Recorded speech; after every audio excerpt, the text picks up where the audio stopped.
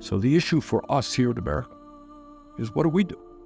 Well, for a start, we must be as loud and clear as we can be that the Netanyahu government will not continue to get the support of the United States of America, not one nickel more, for this horrific and inhumane war.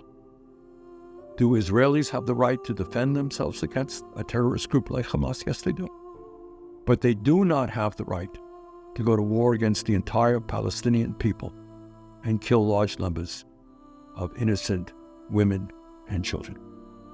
Now, last week, I and a few of my Senate colleagues forced the very first votes since this war began on holding Israel and Netanyahu accountable. And we did it through a provision in the Foreign Assistance Act called Section 502B. And what that provision did was demand a report from the State Department informing us as to exactly what Israel is doing with the large number of weapons that we provide them, and whether their military actions are in violation of human rights, international law, and in fact, American law. Now, on that vote, we only received 11 supporters. We got 11 votes on that resolution.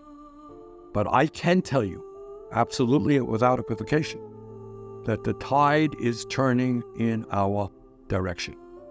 More and more Americans, and in fact, more and more members of the Senate and the House, understand that we have got to stand up to the right-wing extremist war policies of Netanyahu and his government. And what we did last week, let me be very clear about it, is a start, not an end.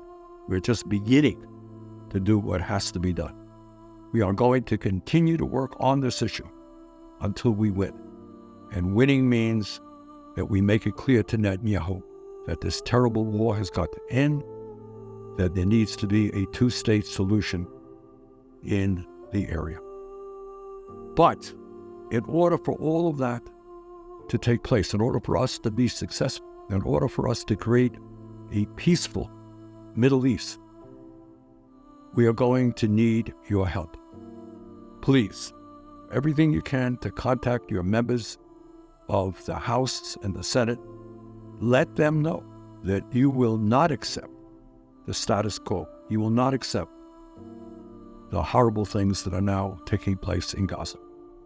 U.S. policy on this issue has got to change. We cannot be complicit in the terrible, terrible situation in Gaza where so many innocent people are dying or starving.